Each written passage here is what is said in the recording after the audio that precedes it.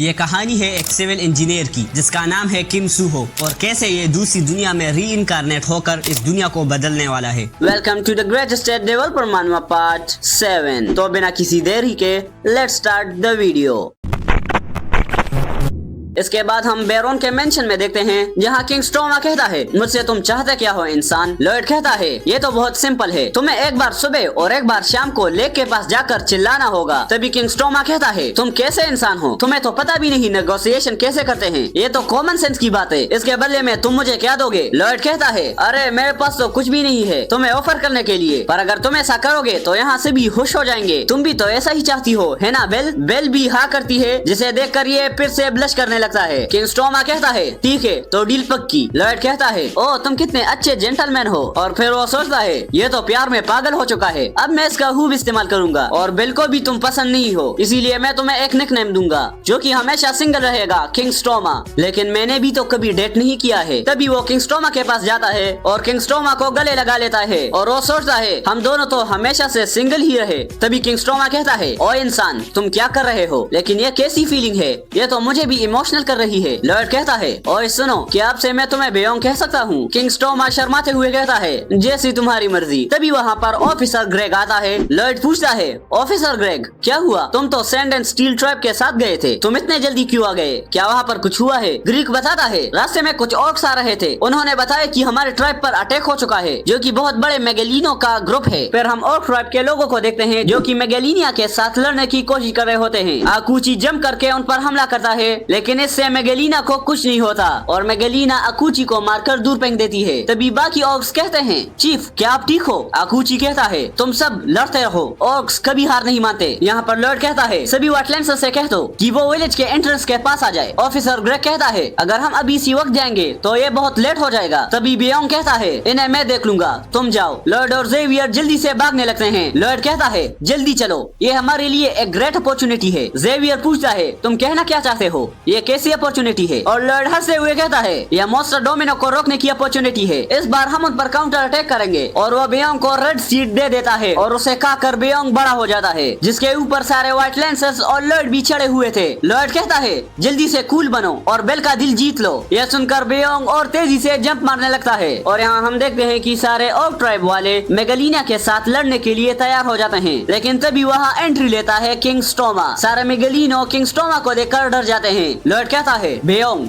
अपनी आंखों से उनसे कह दो कि वो अपने दोस्तों से कहे कि यहाँ पर खाने के लिए कुछ भी नहीं है, क्योंकि हम हंटर्स हैं और हम तुम्हें खाने वाले हैं। इसके बाद बेयोंग उन्हें मारने लगता है और उन्हें पीट कर बहुत दूर फेंक देता है। इसके बाद बेयोंग फिर से छोटा हो जाता है और बेयोंग के इस काम की वजह से बेल भी बहुत ज्यादा खुश हो जाती है और ये देखकर बेयोंग फिर से ब्लश करने लगता है। तभी वेटलैंड्स का लीडर कहता है, हमें यहाँ बुलाने के लिए शुक्रिया, लेकिन लगता है इस बार हमारी कोई भी जरूरत नहीं थी। लॉयड कहता है, इतने इम्पोर्टेंट लोगों को मैंने इसलिए यहाँ नहीं बुलाया है, तुम लोगों के लिए भी काम है। तभी वहाँ आकुची आता है। लॉयड पूछता है, आकुची क्या तुम ठीक हो। तभी आकुची कहता है, लॉयड फ्रंटेरा तुमने हमें 2 बार बचाया है, अब सारे सैंड एंड स्टील ट्राइब वाले फ्रंटेरा फैमिली के अलायंस बन के रहेंगे। लॉयड कहता है, इसके लिए तुम्हारा शुक्रिया। चलो अब थर्ड प्रोजेक्ट को स्टार्ट करते हैं, सैंड एंड स्टील ट्राइब की जगह को रिलोकेट करना। जो सुनकर अकुची भी शौक होता है। इसके बाद हम कुछ देर पहले का सीन देखते हैं। असफहान के कुछ लोग जो ईस्ट के वेस्टलैंड के पास हैं और सुल्तान ने उनके सोल्जर्स को ऑर्डर दिया था कि वो वहाँ के जंगलात को जला दे और इसी वजह से मॉन्स्टर डोमिनो का अटैक शुरू हुआ था। और हम वहाँ के जंगलों में कुछ स्मार्ट मॉन्स्टर्स को देखते हैं जो कि वहाँ पर एक ट्राइब बना कर रह रहे थे। और वो हवा में मेगेलिनिया मॉन्स्टर्स को देखते हैं जिन्हें अभी थोड़ी देर पहले बेयोंग ने मारा था। और वो इस अफवाह को फैलाने लगते हैं कि वेस्टर्न लैंड में एक बहुत बड़ा मॉन्स्टर रहता है, वो इतना ज्यादा बड़ा है कि वो आसमानों को भी चीर सकता है, वो इतना ज्यादा ताकतवर है कि वो अपने बड़े दांतों से ही इस पूरी दुनिया को खा सकता है। और उसे कंट्रोल करने वाला एक डेविल है, जिसे देखकर ऐसा लगता है कि वो एक डीमन है जो कि हेल से आया है। इसके बाद हम असफहान के रॉयल पैलेस में देखते हैं जहाँ सुल्तान को एक सबऑर्डिनेट बताता है, सुल्तान मेरे पास एक न्यूज है, जैसे कि हमारे प्लान के मुताबिक सैंड एंड स्टील ट्राइब वाले जो बहुत वक्त से हमारे लिए एक प्रॉब्लम थे, उन्होंने अपने विलेज को छोड़ दिया है और मेजेंटेनो किंगडम के जंगल में जाकर रह रहे हैं। लगता है हमारा प्लान कामयाब हो रहा है। सुल्तान कहता है, और बताओ मेजेंटिनो किंगडम ने उनके साथ कैसे डील किया है। सबऑर्डिनेट कहता है,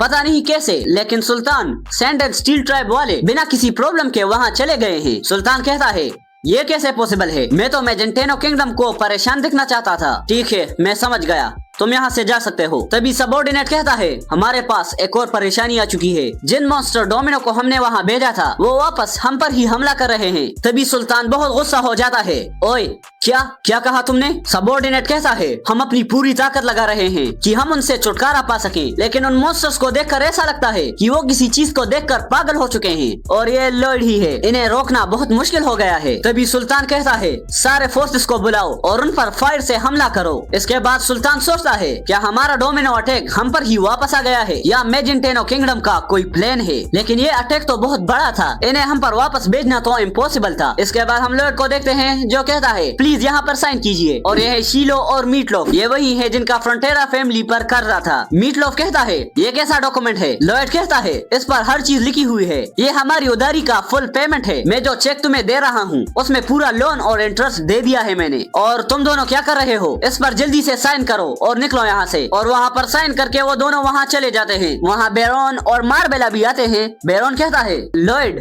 क्या ये बात सच है? तुमने पूरी उधारी दे दी है? लॉयड हंसते हुए कहता है हाँ मैंने पूरी पेमेंट कर दी। तभी बेरोन उसे गले लगा देते हैं और रोने लगता है तुमने बहुत ज्यादा मेहनत की है अपने इस बेवकूफ बाप के कर्जे को उतारने के लिए, मुझे माफ करना, इससे तुम्हें बहुत ज्यादा मुश्किल हुई। पता नहीं मैं तुम्हारे बाप बनने के लायक हूँ भी या नहीं। तभी लॉयड कहता है फादर क्या आप मुझसे प्यार करते हो? बेरोन कहता है ये भी कोई पूछने की बात है? हाँ मैं जरूर तुम्हें बहुत पसंद करता हूँ। लॉयड कहता है हाँ तो इससे ज्यादा कुछ करने की जरूरत नहीं, आप मेरे फादर हो। तभी सिस्टम बताता है कि तुमने एक बहुत बड़े अचीवमेंट को एकम्प्लिश किया है, अब तुमने सारी उधारी चुका दी है, इससे तुम्हें हाईएस्ट लेवल की इकोनॉमिक क्रेडिट मिलेगी। इसके बाद लॉयड वहाँ से जाने लगता है। रास्ते में जेवियर उससे कहता है master Lloyd sand and steel tribe वालों को ईस्टर्न माउंटेन के पास रिलोकेट कर दिया है। लॉयड कहता है ठीक है तुमने बहुत अच्छा काम किया। जेवियर फिर से कहता है सारे व्हाइट लैंसर्स बहुत मेहनत कर रहे हैं, आकुची भी बहुत खुश है क्योंकि यहाँ पर बहुत सारा खाना है। लॉयड कहता है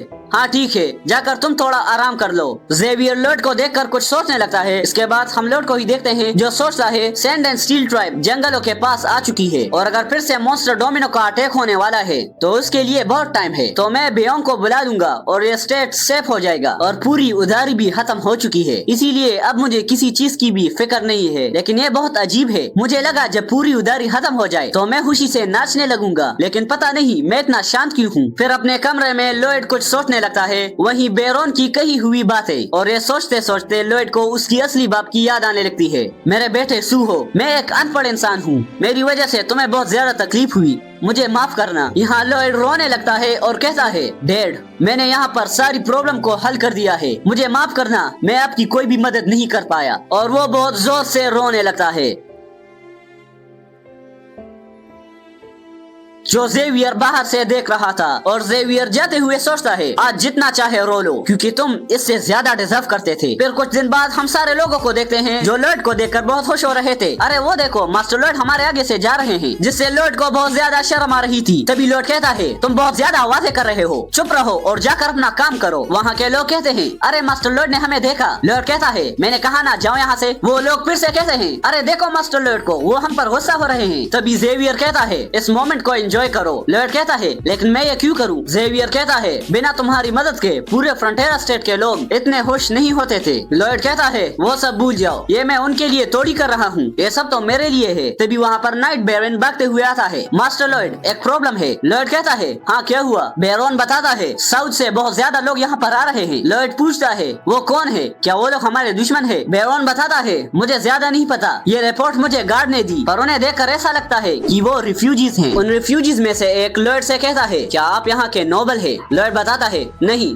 मैं उनका बेटा हूँ, लेकिन तुम कौन हो? वो आदमी बताता है हम साउथ एरिया के बेरन सर्टिनो के लोग हैं और मैं निकोलस हूँ वहाँ का चीफ। मेरे फादर वहाँ के मेयर थे लेकिन वो वहाँ से भाग नहीं पाए और हमें यहाँ पर रिफ्यूजी बनने को कहा और वो हमारे स्टेट को बचाते हुए वहाँ पर मर गए। तभी लॉयड कहता है एक सेकंड रुको, वहाँ पर हुआ क्या था? क्या वहाँ पर मॉन्स्टर्स ने अटैक किया था? तभी निकोलस कहता है वहाँ पर 2 मीटर जितने बड़े बीटल्स आए थे जो साथ में बहुत सारे मॉन्स्टर्स को लाए आए थे। जेवियर कहता है वो मॉन्स्टर डोमिनो का अटैक था, हमने जितना सोचा था ये तो उससे भी ज्यादा फैल रहा है। लॉयड सोचता है वेस्टलैंड के पास के रीजन्स असफहन की अटैक की वजह से बहुत ज्यादा डैमेज हुए हैं। मेरे हिसाब से फ्रंटियरा स्टेट और विस्कॉन्टी ऑफ लकोना ये दोनों स्टेट की उस अटैक से ज्यादा डैमेज नहीं हुए, क्योंकि एक नॉर्मल स्टेट में ऐसे फैंटेसी स्पीशीज एक स्वॉर्ड मास्टर और व्हाइट लैंसर्स नहीं रहते। लेकिन अब वो रिफ्यूजीज कहाँ पर जाए, क्योंकि नॉर्थन एरिया में तो पानी है, और अगर वो साउथ की कंट्री की तरफ जाने की कोशिश भी करे पर क्रेमो वहाँ से बहुत ज्यादा दूर है। इसीलिए सारे रिफ्यूजीज की उम्मीद फ्रंटियरा और लकोना है, क्योंकि हम इस पूरे स्टेट के बीच में हैं। पर यहाँ पर कितने लोग आए हैं, 1000 या 10,000? तभी सारे रिफ्यूजीज उनके सामने झुक जाते हैं और कहते हैं प्लीज हमारी मदद कीजिए, चाहे वो हमारे बच्चों के लिए थोड़ा सा खाना भी क्यों ना हो। तभी जेवियर कहता है लगता है सारे रिफ्यूजीज हमारे स्टेट में आना चाहते हैं, लेकिन हमारे पास इतनी जगह नहीं है। तभी लॉयड हंसते हुए कहता है मैं बहुत ज्यादा एक्साइटेड हो रहा हूँ। जेवियर कहता है अब तुम इस सिचुएशन में भी क्या सोच रहे हो? लॉयड कहता है जरा सोचो यार, जब इतने लोग हमारी टेरिटरी में आएंगे तो इमेजिन करो हमारे पास कितना ज्यादा टैक्स आएगा। जेवियर कहता है क्या तुम इनसे पैसे लेने वाले हो? तभी लॉयड नाइट बैरन से कहता है जाके इंजीनियरिंग यूनिट को किचन यूनिट में बदल दो और इन सब के लिए खाना बनाओ। नाइट बैरन कहता है जी मास्टर लॉयड। सारे रिफ्यूजीज कहते हैं आपका बहुत बहुत शुक्रिया मास्टर। नाइट बैरन जेवियर से कहता है तुम ज्यादा इमोशनल मत हो। जेवियर कहता है ये तो कुछ ज्यादा ही हो गया। तभी नाइट बैरन कहता है मेरा ओपिनियन ये है कि मास्टर लॉयड बहुत ज्यादा अच्छे हैं और वो लोगों की फीलिंग्स को समझ सकते हैं, और हम सबको उसकी इंटेंशंस के बारे में पता नहीं है, इसीलिए हमें उससे पहले गुस्सा होने की जरूरत नहीं है, पहले हमें ऐसे देखना चाहिए। इसके बाद हम बैरन के मेंशन में देखते हैं, यहाँ बैरन कहता है क्या रिफ्यूजीज यहाँ पर आ रहे हैं, अब हम क्या करें? मुझे नहीं लगता हम इनको रख पाएंगे क्योंकि हमारे पास इतने पैसे नहीं है। लॉयड कहता है क्या आप उनको एक्सेप्ट करने के लिए तैयार हो? बैरन कहता है हाँ तुम सही हो, हम उसे इग्नोर तो नहीं कर सकते, लेकिन हमारे पास जितना खाना है वो कुछ ही दिन काम कर पाएगा, उसके बाद सारा खाना खत्म हो जाएगा। लॉयड कहता है आप किस बारे में बात कर रहे हैं? हमारे पास तो बहुत सारा खाना है जो कि रिफ्यूजीज को खिलाने में काम आएगा। मैंने इसे कलेक्ट कर रखा है क्योंकि फ्यूचर में इसे कंपोस्ट करने के लिए यूज कर सकते हैं हम, और ये पूरे वेयरहाउस में भरे हुए हैं। बैरन पूछता है लॉयड क्या हम उन्हें ग्रास हॉपर्स खिलाएंगे? तभी मार्बेला उसे खाने लगती है और वो कहती है इसका टेस्ट बिल्कुल श्रिम्प जैसा है और वॉरियर्स ने भी इसे खाया है तो इससे कोई प्रॉब्लम नहीं होगी, लेकिन इससे कुछ अलग स्मेल आ रही है, मुझे लगता है इसके लिए हमें कुछ करना चाहिए। फिर वो लॉयड से कहती है लॉयड क्या मैं किचन यूनिट का चार्ज ले लूं? और लॉयड भी इजाजत दे देता है। फिर हम देखते हैं सारे और कोरियर्स रिफ्यूजीज के लिए टेंट्स लगा रहे होते हैं। इसके बाद व्हाइट लैंसर का कमांडर लॉयड को बताता है कि टेम्पररी शेल्टर्स का काम कंप्लीट हो चुका है। लॉयड कहता है जल्दी से और मटेरियल्स को भी कलेक्ट करो, हमें इसकी जरूरत पड़ेगी। तभी एक सोल्जर कहता है 100 रिफ्यूजीज नॉर्थ से आ रहे हैं। लॉयड कहता है ये तो मेरी सोच से भी जल्दी आ गए, चलो जल्दी करो पोडिंग, अगर हमने काम वक्त पर नहीं किया तो ये सभी ठंड से मर जाएंगे। इसके बाद पोडिंग जल्दी से काम शुरू कर देता है। इसके बाद नाइट बैरन कहता है ऑन डोल फ्लोर कंस्ट्रक्शन टीम जल्दी से 3 शिफ्ट्स लेकर बेल को सपोर्ट करो। तभी एक और सोल्जर कहता है नॉर्थ से 3 रिफ्यूजीज टीम और साउथ से 2 रिफ्यूजीज टीम यहाँ पर आ रहे हैं। फिर हम मार्बेला को देखते हैं जो कहती है अब हम ग्रासहोपर से एक नई डिश बनाएंगे। बहुत टाइम पहले एक ड्रैगन शेफ ने ये लेजेंडरी कुक बुक लिखी थी और इसमें कुकिंग के सारे राज है, और इस बुक को लॉयड ने लाया था उस डार्क मैजिशियन को डिफीट करके। इसके बाद लॉयड को दिखाया जाता है जो सोचता है ऐसा लगता है यहाँ पर ज्यादा जगह नहीं है, क्या मैं टेंट्स को ईस्टर्न माउंटेन की तरफ लेकर जाऊँ? लेकिन फिर भी उतनी जगह काफी नहीं होगी, ये लोग यहाँ पर कुछ भी करके सरवाइव कर सकते हैं, लेकिन ये ज्यादा वक्त के लिए नहीं रहेगा। मैं तो पागल हो रहा हूँ, अब मैं करूँ क्या? वहीं पर एक बच्चा रोने लगता है और अपनी माँ से कहता है माँ मुझे घर जाना है। उस बच्चे की माँ कहती है अरे अभी हमारे पास घर नहीं है, हमें उनका शुक्रगुजार होना चाहिए, उन्होंने हमें रहने की जगह दी। पर वो बच्चा कहता है नहीं मुझे घर चाहिए, डैड को बोलो कि वो मुझे एक घर ला कर दे। और इन्हें देखकर लॉयड कहता है मुझे माफ कर देना, लेकिन एक दिन मैं तुम्हारे लिए एक अच्छा घर बना कर ही रहूंगा। तभी लॉयड को उसका पुराना घर याद आता है जब वो एक नए घर में शिफ्ट हुए थे और उसके मॉम डैड बहुत ज्यादा खुश थे। लॉयड कहता है लेकिन मैं उस हंसी को दोबारा नहीं देख पाऊंगा। हमारा घर एक अपार्टमेंट में था जहाँ मैंने अपनी जिंदगी के सबसे अच्छे पल गुजारे थे। तुम फिक्र मत करो बच्चे, तुम्हारा घर तुम्हें जल्दी मिल जाएगा क्योंकि यहाँ पर मैं रहता हूँ। जो देखकर जेवियर भी खुश होता है। तभी लॉयड कहता है जेवियर यही टाइम है, हम अपने सबसे बड़े कंस्ट्रक्शन प्रोजेक्ट को स्टार्ट करेंगे। जेवियर पूछता है क्या आपके पास इन सारे रिफ्यूजीज के लिए प्लान है? लॉयड कहता है हाँ बिल्कुल, मैं यहाँ पर एक अपार्टमेंट बनाने वाला हूँ। अपार्टमेंट्स ये एक कॉमन बिल्डिंग है जो कि पूरे साउथ कोरिया में देखने को मिलता है, और हमारे स्टेट के हालत के मुताबिक एक अपार्टमेंट बनाना बहुत ज्यादा फायदेमंद होगा। एक अपार्टमेंट से हम एक ही जगह पर बहुत सारे लोगों को एक साथ रख पाएंगे। एक अपार्टमेंट में हम बहुत सारे लोगों की रहने की जगह बना सकते हैं क्योंकि वो एक साथ रहेंगे, इसीलिए उन्हें संभालना भी आसान होगा और उसे बनाने में टाइम और पैसे दोनों कम ही लगेंगे। और हर घर के पास ही एक और घर होगा जिससे इंसुलेशन भी हो जाएगी। और इसका सबसे बड़ा एडवांटेज ये है कि इसमें सभी रिफ्यूजीज आराम से रह पाएंगे और यहाँ के पॉपुलेशन को कंसंट्रेट करने पर यहाँ पर मार्केट्स के भी इकोनॉमिक ग्रोथ होगी और हम टैक्स बढ़ा देंगे और ये मेरा आखिरी काम होगा। इसके बाद से मैं काम करना बंद कर दूंगा और सिर्फ एंजॉय करूंगा। ये सारे इंसानों का ड्रीम है कि वो अमीर और अनएम्प्लॉयर है और इसके बाद स्टेट को मैं क्यों मैनेज करूँ। मैं नाइट बैरन को कह दूंगा कि इसे देख लो और मैं उसे बोनस भी दूंगा और अगर वो रिटायर होने की कोशिश भी करे तो मैं उसे कहूंगा कि वो उसकी तरह एक काबिल इंसान को रख दे। इसके बाद हम इनकी मीटिंग को देखते हैं जहाँ लॉर्ड कहता है, सभी मेरी बात ध्यान से सुनो, ये फ्रंटेरा स्टेट के हनी अपार्टमेंट का कंस्ट्रक्शन प्लान है, एक बार इस डॉक्यूमेंट को देखिए। तभी जेवियर कहता है, आई ऑब्जेक्ट। बिल्डिंग का नाम सुनकर मुझे आपके इरादे समझ आ रहे हैं। लॉर्ड कहता है, मीटिंग के बीच में बोलना बंद करो। पर जेवियर कहता है, ये बहुत इंपॉर्टेंट है, ये इस प्रोजेक्ट के लिए मेरा ओपिनियन है। लॉर्ड कहता है, पहले तुम्हें इजाजत मांगनी चाहिए, ऐसे कैसे तुम मीटिंग के बीच में बोल रहे हो। पर नाइट बैरन, आप ऐसे क्यों दिख रहे हो। नाइट बैरन कहता है, मुझे बहुत टाइम से एक सपना आ रहा है कि मैं किसी का गुलाम बन गया हूँ और मैं एक डेविल के साथ काम कर रहा हूँ और फिर बूढ़ा बनकर मैं मर जाता हूँ। लॉर्ड कहता है, अरे चिंता मत करो, ऐसा कुछ नहीं होगा, पहले इस डॉक्यूमेंट को तो देखो। इस डिजाइन को टोरू कहते हैं। ये एक पुराने बिल्डिंग का स्ट्रक्चर है जो ईस्टर्न एरिया के फ्यूजन जगह में होता है। ये जो बिल्डिंग का डिजाइन है ये आम घर के डिजाइन के बराबर ही है और हम बिल्डिंग के बीच में एक ऐसा एरिया बना सकते हैं जिसे हम कैंटीन या कुछ और फैसिलिटीज दे सकते हैं। मैं एक ऐसा बिल्डिंग बनाने का ही प्लान कर रहा हूँ, लेकिन एक स्क्वायर स्ट्रक्चर, क्योंकि स्क्वायर स्ट्रक्चर बनाना सर्कल स्ट्रक्चर से काफी आसान है और अगर हम स्क्वायर की खिड़कियों में एक आयरन गेट को लगा देते हैं तो ये एक खतरनाक जेल भी बन जाएगा, जो सुनकर सभी शौक हो जाते हैं। लॉर्ड कहता है, तो ठीक है, सब लोग समझ गए, क्या किसी को कोई सवाल पूछना है। तभी जेवियर कहता है, मेरे पास एक सवाल है, हमें उन्हें टेंट देने के लिए फाइनेंशियल प्रॉब्लम हो रही है। लेकिन तभी लॉर्ड कहता है, तुम मुझसे ये कह रहे हो कि मैं उन्हें पैसों की वजह से इग्नोर कर दूं। जेवियर कहता है, नहीं, मेरा ये मतलब नहीं था। लॉर्ड कहता है, मुझे हाँ और ना में जवाब चाहिए, तुम मुझसे यही कह रहे हो कि मैं उन सबको इग्नोर कर दूं, है ना। तभी बैरन कहता है, मुझे पैसों के बारे में चिंता हो रही है। लॉर्ड कहता है, मैं आपके सवाल से इम्प्रेस हो चुका हूँ, आपने बहुत अच्छा सवाल पूछा है, जैसे कि हमारे टेंट्स का कॉस्ट और खाने का इंतजाम भी हो चुका है, तो हमें इन दोनों चीजों की फिक्र करने की जरूरत नहीं, क्योंकि अभी भी हमारे पास अच्छे खासे फंड्स हैं। इसके बाद हम लॉर्ड और जेवियर को देखते हैं जहाँ लॉर्ड कहता है, जेवियर, लगता है तुम मुझसे नाराज हो। हाँ, तुम मुझसे नाराज हो, लेकिन फिर भी तुम मेरे नाइट हो। देखो, मेरा नाइट मुझसे नाराज है, वो मेरे आंखों में भी नहीं देख रहा। तभी जेवियर को और भी ज्यादा गुस्सा आने लगता है। तभी लॉर्ड कहता है, अगर सच कहूँ तो मैं बहुत डरा हुआ हूँ, क्या हम सच में उस बड़े प्रोजेक्ट को बनाने में कामयाब हो पाएंगे। क्या वो टूट जाएगा या हम लोगों को वहाँ पर रख पाएंगे। और इस पूरे प्रोजेक्ट का इंचार्ज मैं अकेला हूँ और जो इन सब के लिए रिस्पॉन्सिबल होगा वो कभी डर नहीं सकता और अपनी वीकनेस को दिखा नहीं सकता, क्योंकि यही एक तरीका है जिससे हम सभी का भरोसा जीत सकते हैं। लेकिन वो एक ही इंसान है जिसके सामने मैं नाटक नहीं कर सकता, और जेवियर वो तुम हो। जो सुनकर जेवियर भी चौंक जाता है, तुम्हारे कहने का मतलब क्या है, तुम मुझे सिर्फ अपने इमोशन समझते हो। लॉर्ड उसे देखकर हंसने लगता है। तभी जेवियर उसे एक जोरदार मुक्का मारता है, लेकिन ये सब कुछ जेवियर बस सोच रहा था। इसके बाद हम विस्काउंट के मेंशन में देखते हैं जहाँ विस्काउंट का बेटा जा रहा होता है। तभी लॉर्ड उसे कहता है, डिएगो, ओ तुम्हें देखकर अच्छा लगा, जो देखकर ही वो बहुत ज्यादा डर जाता है।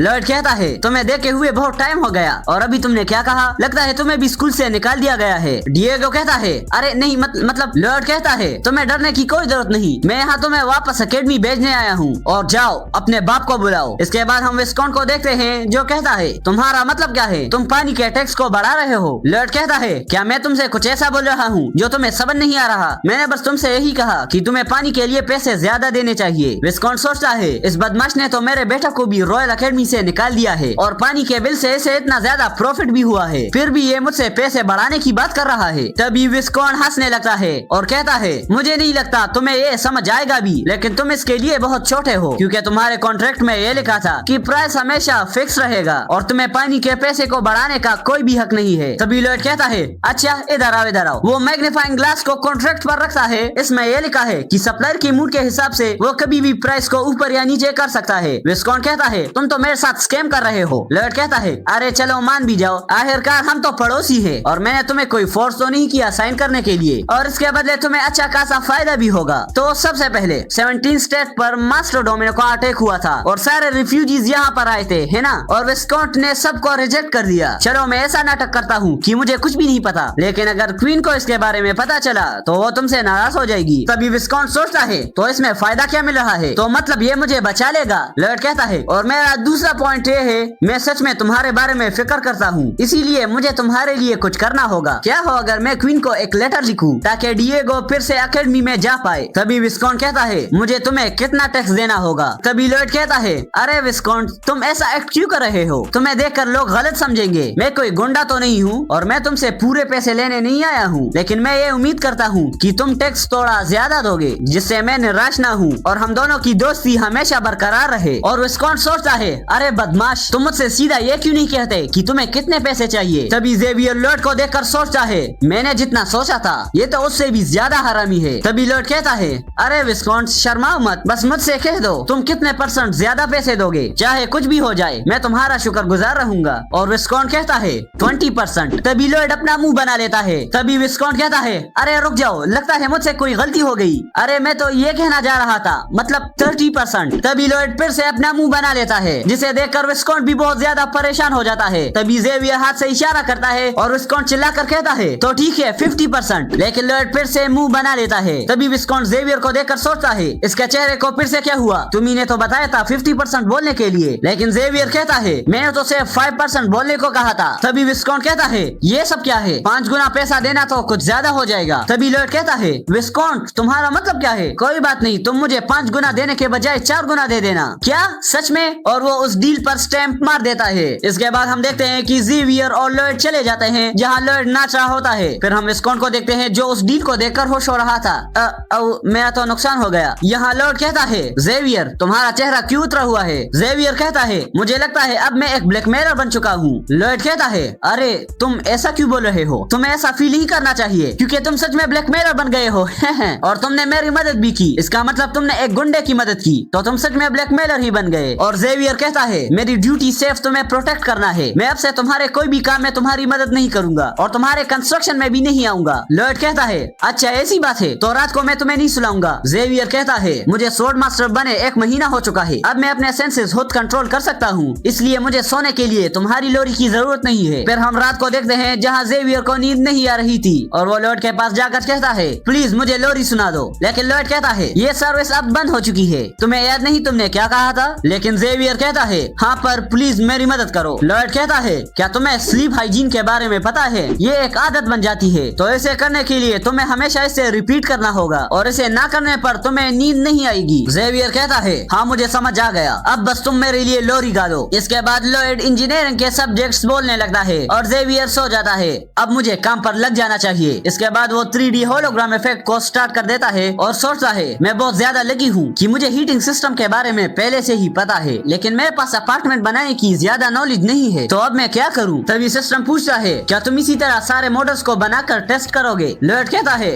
हाँ मैं इस पर अपनी दूसरी स्किल्स भी यूज करूंगा जिससे मेरी काफी मदद हो जाएगी क्योंकि मेरी ये स्किल अब मैक्स लेवल पर है। इसके अगले दिन हम देखते हैं जहाँ लॉयड कहता है, काउंट क्रेमो को एक मैसेज भेज दो, हमें डॉक्टर्स, स्टोन मेकर्स, कारपेंटर्स और भी बहुत सारे लोग चाहिए और जिस सीमेंट की सप्लाई आ रही है उसे भी रेडी रखो और वेस्टर्न स्टेट के मार्केट से जितना ज्यादा हो सके ग्रेन और मीट खरीद लो। नाइट बेरन कहता है, अभी 300 रिफ्यूजीज आए हैं, अगर ऐसा ही चलता रहा। तभी लॉयड कहता है, सबको अंदर ले लो, हम कुछ भी करके ऐसे मैनेज कर लेंगे। और हम पिछली रात देखते हैं जहाँ लॉयड सोचता है, आखिर इस बिल्डिंग पर प्रॉब्लम कहाँ हो रही है? क्या ये इसकी वेट की वजह से है? मुझे इसके फ्लोर्स कम करने होंगे। तभी वहाँ के पेपर पर लॉयड का खून गिरता है और लॉयड सोचता है, मैं अपने मैनेजर को ऐसे कट नहीं कर सकता क्योंकि मुझे घर की स्टेबिलिटी बनाई है जिससे इकोनॉमिक एक्टिविटी होगी और मैं टैक्स को बढ़ा दूंगा। फिर हम प्रेजेंट में देखते हैं जहाँ नाइट बेरन कहता है, आपकी कैलकुलेशन के हिसाब से हम 4 महीनों में अपना पूरा काम खत्म कर लेंगे और हमारे पास सारे पैसे भी खत्म हो जाएंगे और वो भी तब जब हम सोल्जर्स को ओवर टाइम के पैसे ना दे। क्या हम आपके ओरिजिनल प्लान में थोड़े चेंजेस कर सकते हैं? शायद थोड़े रिफ्यूजीज दूसरे टेरिटरी में जा पाए। और लॉयड कहता है,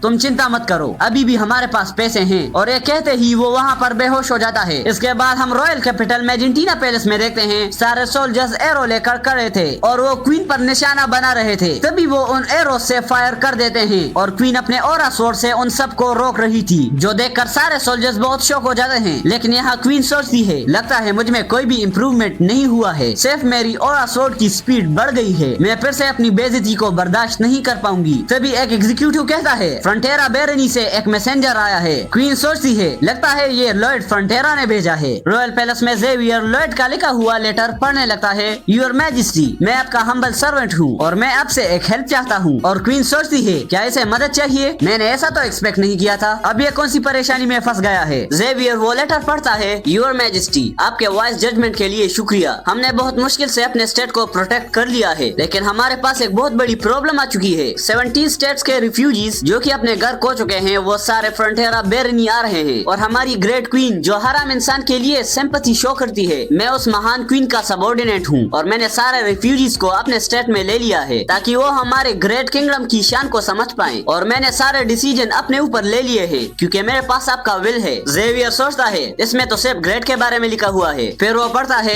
मैं उन सब की केयर करना चाहता हूँ जो लोग इस किंगडम में हैं। और क्वीन सोचती है ये बंदा है बोलना क्या चाहता है, मेरे तो कुछ समझ ही नहीं आ रहा। तभी जेवियर लेटर पढ़ता है जैसे कि आपको पता है मेरे पास ज्यादा पैसे नहीं है। तभी क्वीन कहती है इसके बारे में तो मैंने सोचा भी नहीं, लेकिन ये कहते हुए ऐसे शर्म नहीं आई, लेकिन मुझे लगा था कि ये कुछ ऐसा ही बोलेगा, पर फिर भी मैंने पहले ही सोच लिया था कि हम वहाँ पर फंड्स भेजेंगे। जेवियर कहता है हमें उससे 3 गुना ज्यादा पैसे चाहिए जो योर मैजेस्टी सोच रही है। और क्वीन सोचती है क्या 3 गुना ज्यादा, क्या ये पागल तो नहीं हो गया। तभी जेवियर कहता है मैं आपका हम्बल सर्वेंट हूँ, कोई पागल नहीं। और क्वीन सोचती है इसने तो मेरा दिमाग खराब कर दिया, जब मैं इसे मिलूंगी तो मैं इसे बहुत ज्यादा पीटूंगी। तभी जेवियर कहता है मैं ये प्लान कर रहा हूँ कि मैं मल्टी लेवल रेजिडेंशियल बिल्डिंग बनाऊं और इसका इनोवेशन मैं मेजेंटिनो किंगडम में करना चाहता हूँ। मैं रिफ्यूजीज के लिए कोई टेम्पररी बिल्डिंग नहीं बनाना चाहता, बल्कि मेरा प्लान ये है कि वो यहाँ पर सेटल हो जाए और अपनी जिंदगी को अच्छे से जी पाए। और मुझे पता है हमारी ग्रेट क्वीन भी यही चाहती है, पर मैं क्या करूँ, मेरे पास इतने पैसे नहीं है। तभी क्वीन कहती है ठीक है अब बस करो, इसके आगे मत पढ़ो, मुझे समझ आ गया वो क्या कहना चाहता है। जाकर लॉर्ड फ्रंटियरा से कह दो मैं क्वीन हूँ, इसका मतलब ये तो नहीं कि मैं जब चाहे जैसे चाहे पैसे खर्च करूँ और मुझे फाइनेंस मिनिस्टर और दूसरे एडवाइजर से भी परमिशन मांगनी होगी। इससे कुछ भी नहीं होगा लॉर्ड फ्रंटियरा, तो मुझे ज्यादा परेशान मत करो। तभी जेवियर उस लेटर को नीचे रख देता है और एक दूसरा लेटर निकालता है और वो कहता है जो बिल्डिंग्स मैंने प्लान किए हैं उनमें कोई भी प्रॉब्लम नहीं होगा और ये एक पोर्ट की तरह भी काम करेगा। अगर फ्यूचर में मॉन्स्टर डोमिनो का अटैक हो या ईस्ट से कोई एनिमी हम पर अटैक करे तो ये बिल्डिंग्स वहाँ पर शील्ड के जैसे काम करेंगे और ये पूरे किंगडम को प्रोटेक्ट करेंगे। जब हम ऐसा पूरा स्टेट बना लेंगे जिससे हम ईस्टर्न बॉर्डर्स को बचा सके और जो भी इस प्लान से एग्री करेगा तो पक्का उसे किंगडम में एक अच्छी पोजीशन मिलेगी। और क्वीन सोचती है ये कोई बुरा आइडिया तो नहीं है एक फोर्ट्रेस सिटी को बनाना, और ये पॉसिबल है कि वहाँ पर एक बिजनेस डिस्ट्रिक्ट बन जाए जो कि क्रेमो के बराबर होगा और इसकी वजह से जो लोग मुझे सपोर्ट करते हैं उनकी लॉयल्टी भी मेरे लिए बढ़ जाएगी, जिससे मेरी पावर भी काफी बढ़ जाएगी और इससे मेरा ही फायदा होगा। तभी जेवियर उस लेटर को देखकर कहता है बिंगो। क्वीन पूछती है ये तुम क्या कह रहे हो जेवियर। जेवियर कहता है कि मास्टर लॉर्ड ने कहा था कि 5 मिनट रुकने के बाद तुम्हें बिंगो बोलना होगा। क्वीन कहती है जेवियर असरहन तुम यहाँ पर रुको, तुम्हें पैसे दे दिए जाएंगे, मैं तुम पर भरोसा करती हूँ। तभी जेवियर वो लेटर पढ़ता है ये बात तो मैं खुद से कह रहा हूँ, पर कितना अच्छा होगा अगर कोर्गिडस भी हमारे स्टेट में आ जाए। क्वीन कहती है ठीक है मैं समझ गई, अब बस करो। इसके बाद हम फ्रंटियरा स्टेट में देखते हैं जहाँ ऑफिसर ग्रेग कहता है मैं किसी को भी माफ नहीं करूंगा जो यहाँ पर लेजी होगा क्योंकि मास्टर लॉर्ड अभी आराम कर रहे हैं। ऑफिसर ग्रेग चलिए जानते हैं ये कौन है। जब हमने इस मानवा के स्टार्टिंग में इसे देखा था तो ये एक लेजी सोल्जर था, लेकिन वो हमेशा साथ में ही रहता था, चाहे उसे कितने भी खतरनाक मिशन मिल जाए या फिर उसे कितने ही मुश्किल जॉब्स मिल जाए, उसने हमेशा अपने रिस्पॉन्सिबिलिटीज को निभाया है और अभी वो एक अच्छा इंसान बन गया है। इसके बाद ऑफिसर ग्रेग एमिली को बुलाती है तुम एक ब्रेक क्यों नहीं ले लेती, तुम सुबह से काम कर रही हो। एमिली कहती है तुम अपने काम से काम रखो, मुझे पहले इनकी मदद करनी है। ऑफिसर ग्रेग कहता है अब जल्दी से मुझे दे दो, और ऐसे करते ही वो लड़ने लग जाते हैं और इन दोनों को ही एक ऑर्क देख रहा होता है जिसके हाथ में पूल होते हैं और सारे ऑर्क्स उस पर हंस रहे थे। क्या तुम एक इंसान को पसंद करते हो, हम ऑर्क्स तो बेवकूफ होते हैं लेकिन तुम तो हमसे ज्यादा बेवकूफ हो, कोई भी इंसान तुम्हारे गंदे चेहरे को क्यों पसंद करेगा, तुम तो एक आम ऑर्क से भी गंदे दिखते हो। तभी वो ऑर्क उन पूल को फेंक देता है और वहाँ से चलने लगता है, जिसको एमिली भी देखती है और वो सोचती है ये तो ऑर्क वॉरियर है, पर ये यहाँ कर क्या रहा है। इसके बाद हम लॉर्ड को देखते हैं जो एकदम शौक होता है। सिस्टम पूछता है तुम एकदम से इतने चौंक क्यों गए, क्या हुआ। लॉर्ड कहता है मैंने अभी एक सपना देखा। सिस्टम पूछता है कैसा सपना। लॉर्ड कहता है ऐसा सपना जो मैं चाहता हूँ। नाइट बैरन कहता है मास्टर लॉर्ड शायद आपका दिमाग काम नहीं कर रहा। लॉर्ड कहता है नाइट बैरन। नाइट बैरन कहते हैं क्या हुआ। लॉर्ड बताता है शायद मेरा वक्त आ चुका है। नाइट बैरन कहते हैं मास्टर लॉर्ड ये आप क्या कह रहे हैं। लॉर्ड कहता है मेरे कहने का मतलब ये है कि वो बहुत पास आ चुका है ना, और अभी सैलरीज देने का भी वक्त आ चुका है। ये सुनकर नाइट बैरन भी परेशान हो जाता है। तभी हम देखते हैं कोई इंसान यहाँ पर आ रहा था। लॉर्ड यहाँ पर खांसने लगता है और वो कहता है अरे मेरे पैसे कहाँ है, मेरे पैसे, लगता है मेरा बैलेंस 0 होने वाला है। नाइट बैरन कहता है मास्टर लॉर्ड आप पेमेंट को थोड़ा डिले कर सकते हैं, मुझे लगता है सारे सोल्जर्स मान जाएंगे। लॉर्ड कहता है मेरे कहने का ये मतलब नहीं था, उन्होंने पैसा कमाने के लिए बहुत मेहनत किया है, मैं पैसे डिले नहीं कर सकता। अगर मैं मर भी जाऊँ, नहीं ऐसा मत करना। तो ठीक है मैं मर ही जाता हूँ, और वो अपने आंखों को बंद कर देता है। नाइट बैरन चिल्लाकर कहता है नहीं मास्टर लॉयड, डॉक्टर जल्दी यहाँ पर आओ। तभी वहाँ पर जेवियर भी आ जाता है। नाइट बेरन कहते हैं जेवियर जल्दी से लॉयड को देखो। जेवियर कहता है मास्टर लॉयड मैं पैसों के साथ वापस आ गया हूँ, जल्दी से उठ जाइए। और पैसों का नाम सुनते ही लॉयड उठ खड़ा होता है और उसे एक स्पेशल स्किल भी मिलती है, फाइनेंशियल हील। लॉयड कहता है चलो जाकर खुदाई शुरू करते हैं। फ्रंटियर स्टेट को डेवलप करने के लिए अब पैसे मिल चुके हैं, अब हम इसे एक सिटी में बना देंगे। इसके बाद हम नाइट बेरन को देखते हैं जो कहता है 101 हनी अपार्टमेंट बिल्डिंग 70% बन चुका है। इसके बाद हम लॉयड को देखते हैं जो अपने होलोग्राम मैजिक से एक बिल्डिंग का स्ट्रक्चर बना रहा था और लॉयड उन बिल्डिंग्स को लैंडस्लाइड से टेस्ट करा होता है। फिर हम देखते हैं कि लैंडस्लाइड चले जाने के बाद भी बिल्डिंग को कुछ नहीं होता। इसके बाद लॉयड वहाँ पर तूफान लाता है लेकिन इससे भी बिल्डिंग्स को कुछ नहीं होता और लॉयड सोचता है इससे कुछ नहीं हुआ तो ठीक है। इसके बाद लास्ट टेस्ट और हम देखते हैं कि लॉयड एक मेटियोर को अर्थ पर ला रहा है और वो मेटियोर जाकर उन बिल्डिंग्स पर गिर जाता है। सिस्टम कहता है अरे रुको ये कैसा टेस्ट है और इससे भी हनी अपार्टमेंट्स को कुछ नहीं होता और लॉयड हंसते हुए कहता है ये तो कितना एक्साइटेड है। सिस्टम कहता है लगता है ये पागल हो चुका है। लॉयड कहता है ओए जेवियर तू मुझे ऐसा क्यों देख रहा है। जेवियर कहता है मास्टर लॉयड मैंने तो नहीं सोचा कि आप पागल हो चुके हो। लॉयड कहता है मतलब तुमने सोचा मैं पागल हो चुका हूँ। तभी एक सोल्जर कहता है कॉर्गिडस और 30 गार्ड्स यहाँ पर आ चुके हैं। लॉयड कहता है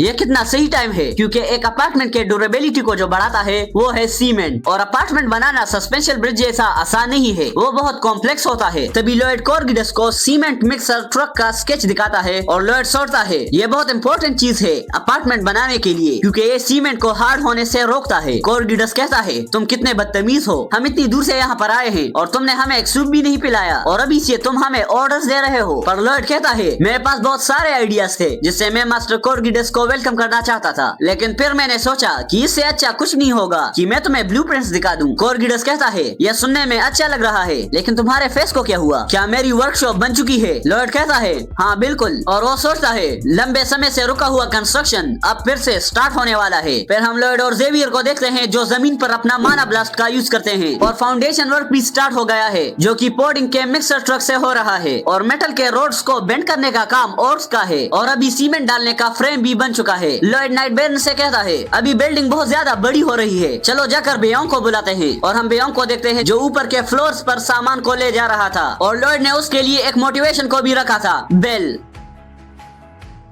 और इसी से बेयोंग अपना काम बहुत अच्छे से कर पा रहा था। इसके बाद हम लॉयड और नाइट बेरन को देखते हैं। लॉयड कहता है क्या इसके बाद आप इस काम को संभाल पाओगे। नाइट बेरन कहते हैं हाँ मैं संभाल लूंगा और लॉयड सोचता है जैसे कि सभी को अपना काम मिल चुका है अब मुझे भी उस प्रॉब्लम पर काम शुरू कर देना चाहिए जो कि है इंसुलेशन की हीटिंग प्रॉब्लम क्योंकि हनी अपार्टमेंट का हीटिंग सिस्टम एक कोल के इंजन से आता है क्योंकि पूरा पानी सेंट्रल हीटिंग रूम से हिट होती है जिसका स्टीम पाइप से डिस्ट्रीब्यूट हो जाता है। जब पूरा स्टीम पाइप के डायरेक्शन में जाता है जो रूम के हीटर से कनेक्टेड है वो पूरे रूम को गर्म कर देता है कि हम जितने ही ऊपर जाएंगे इसकी कैपेसिटी और भी ज्यादा कम होगी और इसके टॉप फ्लोर पर कोई भी हीटिंग नहीं आएगी। मैंने सारे इंसुलेशन को ट्राई करके देखा है लेकिन कुछ भी काम नहीं किया। मैंने पूरी रात इसके बारे में रिसर्च की है कि कैसे मैं एक अच्छे इंसुलेशन को बना सकता हूँ, क्या इस नॉवल में कोई काम की चीज की इंफॉर्मेशन है। तभी लॉयड को कुछ याद आता है और वो सोचता है जिस एपिसोड में जेवियर ड्रैगन से लड़ता है। इसके बाद हम इस नॉवल की स्टोरी देखते हैं जहाँ एक ड्रैगन कहता है ए वीक इंसान तुम मेरे सामने ऐसे क्यों आ गए, तुम्हारी हिम्मत कैसे हुई मेरे सामने आने की। और लॉयड सोचता है पता नहीं फैंटेसी स्टोरी में ऐसे लाइंस क्यों होते हैं, ए वीक इंसान जैसे कि तुम एक स्वॉर्ड मास्टर हो तो तुम बहुत ज्यादा वीक हो एक ड्रैगन से। लेकिन हम जेवियर को देखते हैं जो आग के आगे भी खड़ा हुआ था। ड्रैगन भी उसे देखकर बहुत शौक हो जाता है क्योंकि जेवियर को इससे कुछ नहीं हुआ होता क्योंकि जेवियर ने एक आर्मर पहना था जो कि एलेंसिया ट्री से बनाया गया था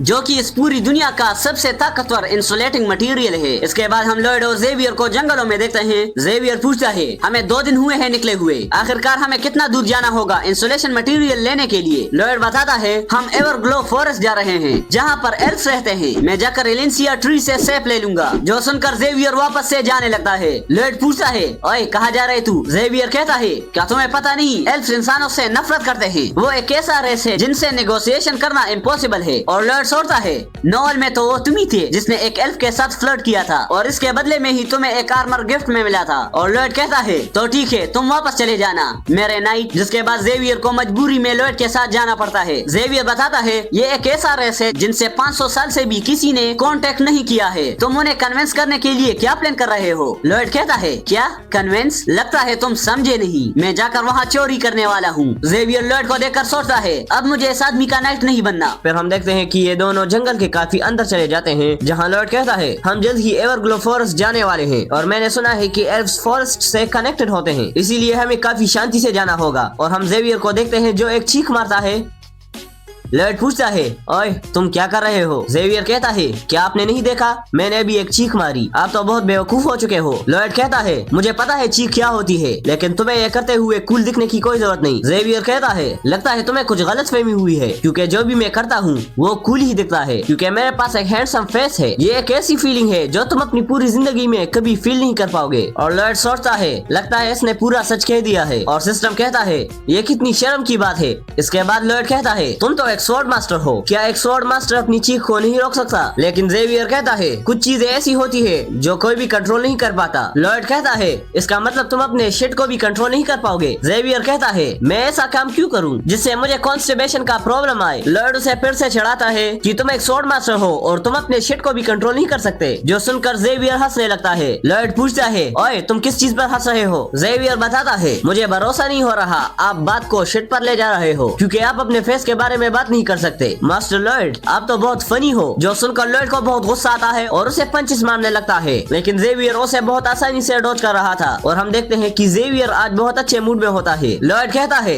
अपने चीख को कंट्रोल करो और चुप रहो, हमें जल्दी से इस जंगल के सेंटर में जाना होगा जहाँ एलेंसिया ट्री है। तभी हम देखते हैं कि सारे एल्व्स उन्हें घेर लेते हैं। लॉयड कहता है तुम लोगों को इतनी जल्दी पता कैसे चला कि हम यहाँ पर आ गए हैं? एक एल्फ कहती है जब से तुम इस जंगल में आए हो तभी से तुम बहुत चिल्ला रहे हो, इसीलिए हमने तुम्हें ढूंढ लिया बेवकूफ। जेवियर कहता है लगता है हम फंस चुके हैं, लेकिन लॉयड कहता है नहीं, इससे हमारा प्लान और भी अच्छे से चलेगा। तभी सारे एल्व्स कहते हैं अगर हमारे 3 कहने पर तुम यहाँ से नहीं गए तो हम तुम्हें मार देंगे। 1 2 3 फायर, जिसे जेवियर अपने ऑरा स्वॉर्ड से रोक रहा था। और उन ऑर्क्स को भी पता चल जाता है कि ये एक स्वॉर्ड मास्टर है। तभी लॉयड कहता है चलो अलग हो जाते हैं जैसे हमने प्लान किया था, और हम 30 मिनट के बाद एलेंसिया ट्री के पास मिलेंगे, एक हाई स्पॉट से तुम मुझे देख लोगे। जेवियर कहता है क्या तब तक तुम ठीक रहोगे? लॉयड कहता है जब तक तुम उन्हें उलझा कर रहोगे तब तक मैं ठीक रहूंगा। तभी एक एल्फ कहती है वो बदसूरत इंसान भाग रहा है और तुम लोग जल्दी से उस हैंडसम लड़के का पीछा करो। और ये बात सीधे लॉयड के दिल पर लगती है। फिर हम जेवियर को देखते हैं जो उन एल्फ से भाग रहा होता है। तभी जेवियर देखता है कि वो सारे एल्फ्स पत्तों पर जम कर रहे थे और वो सोचता है एल्फ्स के बारे में ज्यादा किसी को नहीं पता, लेकिन मास्टर लॉयड सही थे, एल्फ्स पेड़ों के बारे में बहुत पैशनेट होते हैं। इसके बाद हम इन दोनों का एक फ्लैशबैक देखते हैं जहाँ लॉयड कहता है एल्फ्स प्लांट्स को हर्ट नहीं करते और यही हमारा सबसे पावरफुल वेपन होगा, क्योंकि हम उन मासूम एल्फ्स पर हमला नहीं कर सकते और तुम्हें बहुत तेजी से भागना होगा ताकि तुम उनके अटैक्स को अवॉइड कर पाओ। हम इस प्लान में तभी कामयाब होंगे जब तुम प्लांट्स का इस्तेमाल करो। और हाँ, गला थोड़ा खराब है, अगर वो इस अजीब लगे तो सॉरी। और हम एक एल्फ को देखते हैं जो जेवियर पर हमला करने वाली होती है, लेकिन तभी जेवियर एक झाड़ के पीछे छुप जाता है और वो एक प्लांट था, इसीलिए वो जेवियर पर हमला नहीं करते। जेवियर फिर से भागने लगता है, लेकिन सारे एल्फ्स उस पर फिर से हमला कर देते हैं और वो उन्हें डॉज कर रहा था, लेकिन वो सोचता है इनके अटैक से बचना तो बहुत मुश्किल है क्योंकि ये दोनों डायरेक्शन से हमला कर रहे हैं। और इसी के बाद जेवियर जिगजैग भागना शुरू करता है। तभी जेवियर को समझ आता है कि ये इनका प्लान है और वो जेवियर को एक जगह पर ले जा रहे हैं। फिर सीन शिफ्ट होता है और हम लॉयड को देखते हैं जो एलेंसिया ट्री के पास पहुंच गया है। तभी वो अपने एनर्जाइजर स्किल का यूज करने लगता है। इससे वो 20 मिनट के लिए नहीं थकेगा और वो बहुत तेजी से जमीन को खोदना शुरू कर देता है। फिर हम जेवियर को देखते हैं जो सोचता है यहाँ पर कुछ अजीब है, मुझे इनकी कैप्टन नहीं दिख रही। अब ये मत कहना कि इनकी कैप्टन मास्टर लॉयड के पीछे गई है। तभी जेवियर के सामने पानी आ जाता है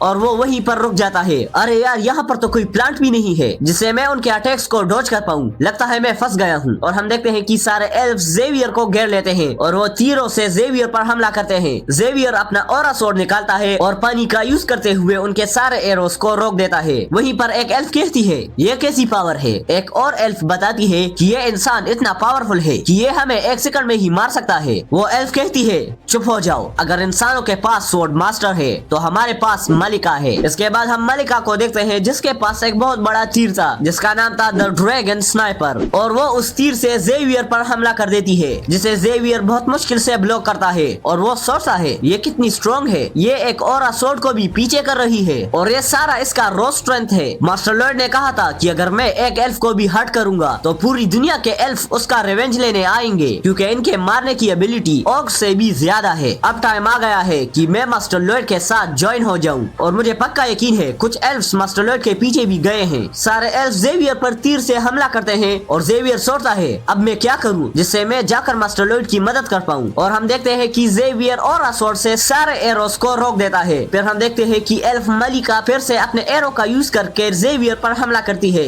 लेकिन जेवियर उस एरो को डिफ्लेक्ट कर देता है। इसके बाद हम लॉर्ड को देखते हैं जो सेब को कलेक्ट कर रहा था। तभी कोई लॉर्ड को पीछे से बुलाती है, तुम्हारी हिम्मत कैसे हुई कि तुम इन रूट्स को कट करोगे जो हमारे लिए सबसे इम्पोर्टेंट है। लॉर्ड कहता है मुझे माफ कर देना लेकिन इसी से कई जिंदगियां बचेंगी। तभी एल्फ कहती है हिलना मत, अगर तुम हिले तो हम तुम्हें शूट कर देंगे। लॉर्ड कहता है अगर तुम मुझे शूट करना चाहती हो तो ठीक है कर लो, लेकिन मैं इस चीज को ग्रिल कर दूंगा जब तक ये गोल्डन ब्राउन ना हो जाए। जो सुनकर सारे एल्फ्स डर जाते हैं और लॉर्ड कहता है अगर तुम इस प्लांट को दर्द में देखना नहीं चाहते तो जल्दी से पीछे हो जाओ। वो एल्फ्स कहते हैं क्या तुम एक इंसान हो? तुम खुद को एक इंसान कहते हो? तुम तो एक ईविल हो। लॉर्ड कहता है तुम्हारे कॉम्प्लीमेंट्स के लिए शुक्रिया, अब जल्दी से पीछे जाओ। एक एल्फ कहती है ए बदसूरत इंसान, तुम्हें देखकर लगता है कि कोई भी लड़की तुम्हें भाव भी नहीं देती होगी। जो सुनकर लॉर्ड को बहुत ज्यादा गुस्सा आ जाता है और वो उस आग को प्लांट के पास ले जाता है और कहता है अब जल्दी से पीछे हटो। तभी वो एल्फ कहती है अब शांत हो जाओ, रुक जाओ, हम केव के आखिर तक आ चुके हैं, चलो बात करते हैं। तभी लॉर्ड उस प्लांट को खाने के लिए मुंह खोलता है और उसके एक पत्ते को खाने लगता है। तभी वो प्लांट कहता है इस गंदे इंसान का खाना बनने से पहले ही मुझे मार दो। लॉर्ड कहता है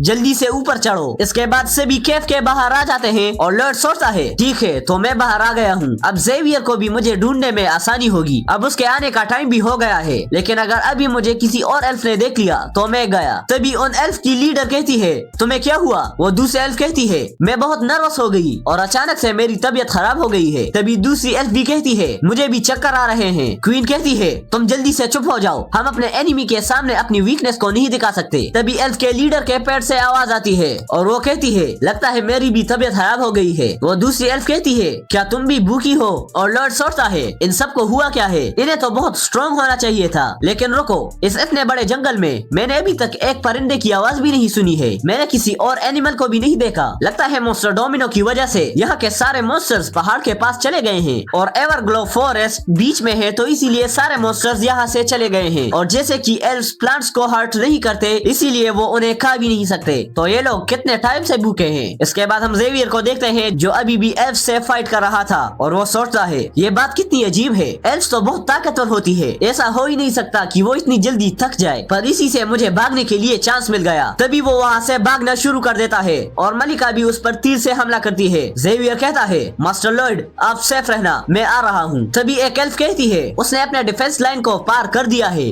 जल्दी से उस पर हमला करो। तभी सारे एल्फ्स कहते हैं अब हम और नहीं लड़ पाएंगे, हमें बहुत ज्यादा भूख लगी है। और हम मलिका को देखते हैं जो जेवियर पर हमला करती है जिसे जेवियर ब्लॉक कर लेता है। तभी वो देखता है कि मलिका ऊपर से उस पर हमला करने आ रही थी, लेकिन तभी वो उस हमले को डॉज कर लेता है और वहाँ से भागना शुरू कर देता है। और वो सोचता है मुझे जल्दी से उसे प्रोटेक्ट करना है जो मेरे नोबल का बेटा है। और सारे एल्फ्स मलिका को मोटिवेट कर रहे होते हैं। इसके बाद हम जेवियर को देखते हैं जो सोचता है वो हमारे स्टेट को बचाने वाला है, मुझे कुछ भी करके उसे बचाना ही होगा। तभी सारे एल्फ्स जेवियर को देखकर कहते हैं ये तो मॉन्स्टर है जिस फुटवर्क को हमें सीखने के लिए 100 साल लगे हैं, वो इसने इतने कम समय में सीख लिया। फिर हम जेवियर को देखते हैं जो सोचता है बस थोड़ा आगे, मैं जल्दी पहुंच जाऊंगा। तभी वो एलेंसिया ट्री के पास पहुंच जाता है और कहता है मास्टर लॉर्ड। और हम लॉर्ड को देखते हैं जो मीट को पका रहा होता है, जो जेवियर को देखकर चौंक जाता है और वो कहता है तुम्हें क्या हुआ, क्या तुम एक जंग लड़कर आए हो? जल्दी से यहाँ पर आओ, ये वाला थोड़ा जल गया है, जल्दी से खा लो इसे। तभी एक एल्फ कहती है क्या ये वाला? लॉर्ड कहता है नहीं, ये भी पका हुआ नहीं है। और जेवियर तुम क्या कर रहे हो, जल्दी से आओ यहाँ, ये जेवियर है मेरा स्कॉट नाइट। वो एल्फ पूछती है क्या तुम नौकर नहीं हो? लॉर्ड कहता है नहीं मैं नहीं हूँ। तभी एक एल्फ कहती है ये हमारे ट्राइब की चीफ है मोइरा। मोइरा कहती है तुमसे मिलकर अच्छा लगा, और क्या मैं एक और इंसान को यहाँ बुला सकती हूँ? मलिका यहाँ पर आ जाओ, इसने बहुत टाइम से कुछ नहीं खाया है, क्या तुम इसे ज्यादा मीट दे सकते हो? लॉर्ड कहता है तुम जितना चाहो खा सकते हो, हमारे पास बहुत खाना है और तुम सभी जो हम पर निशाना लगाए हुए हुए हो। क्या तुम्हें इसका स्मेल पसंद आया? और सारे मेल हंट पर गए हुए हैं। लगता है वो भी बहुत टाइम से भूखे हैं। जो सुनकर एक एल्फ रोने लगती है। लॉयड कहता है, तो छोटे एल्फ्स का क्या हुआ? मुझे हैरानी हो रही है, वो अपनी भूख को इतने ज्यादा वक्त तक कैसे रोक सकते हैं? आखिरकार वो भूख को बर्दाश्त न करने से मर जाएंगे और अपने मदर नेचर से मिल जाएंगे, लेकिन इसके बारे में किसी को नहीं पता और वो हमेशा अपने आंसुओं को रोक कर रखेंगे। फिर वो कहता है, क्या हम एक डील करें? मोइरा कहती है, क्या हम इंसानों के साथ डील नहीं करते? लॉयड कहता है, तुम क्या बात कर रही हो? लगता है हम पहले ही डील कर चुके हैं और तुमने मेरे साथ बैठकर खाना खाया। अगर ये डील नहीं है तो और क्या है? तो मेरे पास एक ऑफर है जो कि है सरवाइव करना। हम तुम्हें अनलिमिटेड मीट देंगे और उसके साथ कोयल भी देंगे जिससे तुम मीट को पका पाओ। लॉयड सोचता है, अगर हम टेक्निकली सोचे तो कोयल प्लांट से ही बनता है, शायद उन्हें ये आइडिया पसंद नहीं आएगा, तो इसीलिए मैं इनसे ये बात नहीं करूंगा। फिर वो कहता है, मुझे यकीन है तुमने हमेशा मीट को पका कर नहीं खाया है, अब टाइम आ चुका है कि तुम मीट को टेस्ट के साथ खाओ। इसके साथ हम तुम्हें एक फ्रिज भी देंगे जिससे तुम मीट को स्टोर कर पाओगी। मोइरा पूछती है, इसके बदले तुम्हें क्या चाहिए?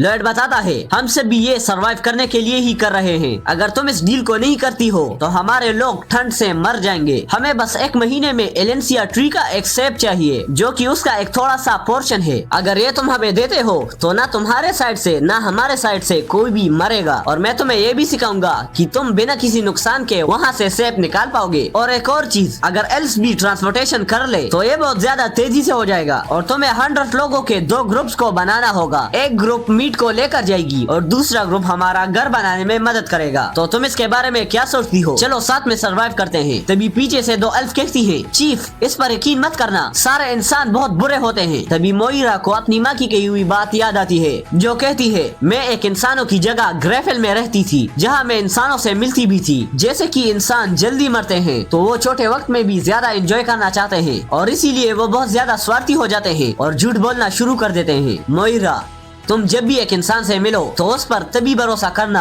जब तुम्हें लगे कि वो एक अच्छा इंसान है। इसके बाद हम प्रेजेंट में देखते हैं जहां मोइरा कहती है, मैं तुम्हारे डील को रिजेक्ट करती हूँ क्योंकि हम उन्हीं इंसानों के साथ डील करते हैं जो कि हमें दोस्त लगे। और लॉयड सोचता है, अरे यार इन्हें ओवरकम करना बहुत ज्यादा मुश्किल है। इसके बाद हम लॉयड की एक पास्ट मेमोरी को देखते हैं। दोस्त किसे कहते हैं? मैं अपनी दुनिया में हमेशा अकेले ही रहता था। मैं बहुत गरीब था और मैं खुद की ज्यादा केयर भी नहीं करता था, लेकिन मैं कुछ बड़ा करना चाहता था तो इसीलिए मैं आर्किटेक्चर के इंस्टीट्यूट के साथ ज्वाइन हो गया। और मुझे ये बात पता थी कि सब लोग मेरे पीछे मुझ पर हंस रहे होते हैं और वो कहते हैं कि ये यहाँ पर कर क्या रहा है, इसके पास तो 3000 वॉन्स तक नहीं है, आखिर ये यहाँ पर कर क्या रहा है, इसे जल्दी से चले जाना चाहिए क्योंकि इसके स्मेल से ही हमारा मूड खराब हो जाता है। ये सुनकर हमेशा मुझे बुरा लगता था, लेकिन मैं हमेशा मेहनत करता रहा ताकि मैं बहुत कुछ सीख पाऊँ और अपनी नॉलेज को यूज करके इस गरीबी से निकल पाऊं। लेकिन तभी एक ऐसा दिन आया। फिर हम देखते हैं सूहो के एक दोस्त को जो कहता है, सूहो उन बेवकूफों की बात मत सुनो, तुम्हारे ग्रेड्स तो हमेशा से ही अच्छे थे और तुम बहुत मेहनत भी करते हो। सूहो कहता है, तुम्हारा बहुत बहुत शुक्रिया। तभी वो सामने वाला इंसान कहता है, तुम्हें पता है सच क्या है? अब ये पक चुका है और जब तुम इसे खाओगे तो तुम बहुत सरप्राइज हो जाओगे। और सूहो कहता है, इस मीट के लिए तुम्हारा बहुत शुक्रिया। तभी वो आगे वाला इंसान कहता है, तुम जितना चाहे खा सकते हो, तुमने अपनी पूरी जिंदगी में ऐसा मीट नहीं खाया होगा। और सूहो सोचता है, इसकी आंखें मुझे नीचा करके देख रही है और उसकी हंसी ऐसा लगता है कि वो इसी पल का वेट कर रहा था, जैसे कि वो एक कुत्ते को खिला रहा है और उसे लगता है कि वो एक अच्छा काम कर रहा है। इसके बाद मैं रोने लगा क्योंकि उसने उस कुत्ते के लिए बहुत अच्छा काम किया था और ऐसा खाना मैंने अपनी पूरी जिंदगी में नहीं खाया था। और वो सोचता है, ये कितना ज्यादा अच्छा इंसान है। तभी सूहो कहता है, मेरे दोस्त क्या मैं ऐसे 2 और खा सकता हूँ? और इसी तरह लॉयड का पहला दोस्त बना। और यहाँ पर लॉयड सोचता है, तो ऐसी होती है फ्रेंडशिप, मतलब मुझे इसे एक अच्छा मीट खिलाना होगा। इसके बाद लॉयड अपने बैग से एक मीट निकालता है और उसे पकाकर उन्हें खिलाता है जो उन्हें बहुत ज्यादा पसंद आता है। फिर मोइरा कहती है, ठीक है तो मैं तुम्हारी डील को एक्सेप्ट करती हूँ। तभी दूसरी एल्फ कहती है, मोइरा हमें पहले एल्डर काउंसिल से इसकी परमिशन लेनी होगी। मोइरा कहती है, तुम हमें बस वो मीट खिलाओ। एवरग्लो फॉरेस्ट के एल्फ्स जिन्होंने 500 साल से किसी भी ट्राइब के साथ बात नहीं की, उन्होंने एक बिजनेस एग्रीमेंट पर साइन किया, वो भी एक फ्रंटेरा स्टेट के इंसान के साथ। वहीं पर जेवियर जेवियर सोचता है अगर मीट से ही सब कुछ सही हो गया तो मुझे लड़ने के लिए क्यों भेजा। वहीं पर फ्रंटियर स्टेट के लोग सोचते हैं मास्टर लॉयड असल में कौन है। पहले उन्होंने ऑर्क ट्राइब को कन्विंस किया और अब एल्फ्स। अगर ऐसा ही रहा तो अगली बार वो ड्रैगन को ला देंगे। तभी मोइरा सोचती है यहाँ के हर चीजों को प्लांट से बनाया गया है जिसे देखकर ही मुझे डर लगता है। तभी लॉयड कहता है हमारे पास ऐसे भी ट्राइब्स है जिन्हें एनिमल्स खाना पसंद नहीं होता क्योंकि हर रेस और ऑर्गेनाइजेशन अपने अलग वैल्यूज को फॉलो करते हैं। अगर तुम इस बात को समझती हो तो तुम्हें थोड़ा कोऑपरेट करना होगा और एक दूसरे की मदद करनी होगी, इसी से हम शांति से रह पाएंगे। तभी मोइरा कहती है मैं तुम्हारे इस बात को समझ रही हूँ जो तुम कह रहे हो, लेकिन मुझे अपने दिल से इस बात को समझना होगा। लॉयड कहता है हाँ तुम सही हो, तुम्हें थोड़ा और वक्त लगेगा। ये बात तुम तब सोचना जब तुम मीट को खा रही हो। इसके बाद हम देखते हैं कि हनी अपार्टमेंट का कंस्ट्रक्शन अच्छे से चल रहा है और एवरग्लो फॉरेस्ट जाने से पहले जो प्रॉब्लम थी कि ये अपार्टमेंट टेम्परेचर गिरने से पहले ही बन जाएगा क्योंकि ये ठंड से जम सकता है और उसके बाद पिघल सकता है। अगर कंक्रीट के अंदर का पानी फ्रीज हो जाएगा तो बाद में जब टेम्परेचर बढ़ जाएगा तो ये पानी पिघल जाएगा। अगर ऐसा हुआ तो पूरे कंक्रीट का पानी बिल्डिंग को गिरा सकता है, लेकिन अभी मुझे इसकी फिक्र नहीं करनी चाहिए क्योंकि एल्व्स के आने के बाद काम बहुत अच्छे से चल रहा है। इसके बाद विंटर का पहला दिन शुरू हो गया था और हनी अपार्टमेंट के बिल्डिंग्स 101 और 102 कंप्लीट हो चुके थे। लॉयड सोचता है अब इस बीटा टेस्टिंग से हम इस बिल्डिंग को अच्छे से टेस्ट कर सकते हैं और इसके साथ हम नए कंस्ट्रक्शन को भी कर सकते हैं। इसके बाद हम सारे रिफ्यूजीज को यहाँ पर ले पाए और ये एलेंसिया सेप का पेस्ट है जिसे 100 के रेशो में बनाया गया है। तभी ऑफिसर ग्रेग कहता है फर्स्ट फ्लोर से लेकर 8th फ्लोर तक सारे पाइप्स पर इंसुलेशन कंप्लीट हो चुकी है। लॉयड कहता है तो जल्दी से बॉयलर को ऑन करो जिससे पूरी स्टीम पाइप्स के जरिए सारे फ्लोर्स पर चली जाती है। और लॉयड सोचता है लगता है हम सक्सेसफुल हो चुके हैं। इसके बाद हम लॉयड को देखते हैं जो कहता है जल्दी से तैयार हो जाओ और सभी को अंदर लेकर जाओ। तभी जेवियर कहता है मास्टर लॉयड हमें इन सबको इनकी प्रायोरिटी के हिसाब से भेजना होगा। लॉयड कहता है अभी स्नो गिरना शुरू हो चुका है, मैं बहुत बिजी हूँ, मुझसे बाद में बात करो। नाइट बैरन कहता है हाँ मास्टर लॉयड। लॉयड बताता है तुम्हें इन सबको भेजने के लिए प्रायोरिटी को फॉलो करना होगा। पहले तुम उन फैमिलीज को भेजो जिनके पास छोटे बच्चे हैं और फिर तुम बड़ों को भेजना और इनमें से जिनकी हेल्थ कंडीशन अच्छी नहीं है पहले उन्हें भेजो और जो लोग अभी नहीं जा पा रहे हैं उन्हें हीटिंग रूम में रख दो सभी लोगों के साथ। यहाँ पर कोई भी भूखा और ठंड से नहीं रहेगा। और लॉयड सोचता है इसी वजह से वो ये सोचेंगे कि उन्हें भी हमारे लिए एक फेवर को करना होगा। इसके बाद ही मैं उनसे पूछ पाऊंगा कि वो मेरे लिए काम करे। फिर वो कहता है चलो जाकर बैरन को देखते हैं, हमें इस विंटर में बहुत ज्यादा काम करना है। जेवियर भी सोचता है ये कितना एनोइंग है, ये इतना एनोइंग है कि मुझे इसे मारने का मन करता है, लेकिन मुझे समझ आ रहा है जब से इसकी पर्सनैलिटी चेंज हुई है तब से वो ऐसा ही कर रहा है, इसीलिए मैं इससे नफरत नहीं कर पाऊंगा। और इसने यहाँ सभी लोगों को बचा लिया और अभी सब लोग इस पर निर्भर हैं। तभी वो लोग ट्रम्पेट की आवाज सुनते हैं। लॉयड कहता है क्या ये ट्रम्पेट की आवाज नहीं थी? जेवियर बताता है हाँ ये वही है, क्वीन का रॉयल मैसेंजर। और हम देखते हैं कि वहाँ पर रॉयल मैसेंजर आया होता है और वो कहता है जो काम तुम लोगों ने किया है वो बहुत काबिले तारीफ है। मैं तुम्हारी मदद तो नहीं कर पाई लेकिन मैं तुमसे बहुत इम्प्रेस हो चुकी हूँ और जो कंट्रीब्यूशन तुम लोगों ने किए हैं मैं फ्रंटेरा स्टेट को ऑर्डर देती हूँ। जब से फ्रंटेरा स्टेट में रॉयल मैसेंजर आया है, रॉयल मैसेंजर और लॉयड एक साथ कहते हैं फ्रंटेरा टेरिटरी अब एक काउंटी में बदल चुकी है। इसके बाद रॉयल मैसेंजर उनके सामने बैठ जाता है और कहता है कांग्रेचुलेशन काउंट फ्रंटेरा, आपकी पहली कंट्रीब्यूशन ये है आपने मॉन्स्टर डोमिनो के अटैक को रोका है। सेकंड कंट्रीब्यूशन आपने सारे रिफ्यूजीज को अपने साथ रखा है और आपका थर्ड कंट्रीब्यूशन ये है कि आपने अपने ईस्ट रीजन को एक फोर्ट्रेस की तरह बनाया है। इन सारे कंट्रीब्यूशंस को देखकर फ्रंटेरा काउंटी अब क्रेमो काउंटी से अलग हो चुका है और अब से ईस्ट को बनाने का काम आपका है और इसके लिए रॉयल फैमिली आपको फंड्स प्रोवाइड करेगी और आपके कंस्ट्रक्शन में जो भी मटेरियल्स यूज होंगे वो 10 साल के लिए आपको फ्री में मिलेंगे। और आखिरी बात अब आपको 20 साल के लिए टैक्स बनना जरूरी नहीं है। और लॉयड सोचता है ये कितना मजेदार है,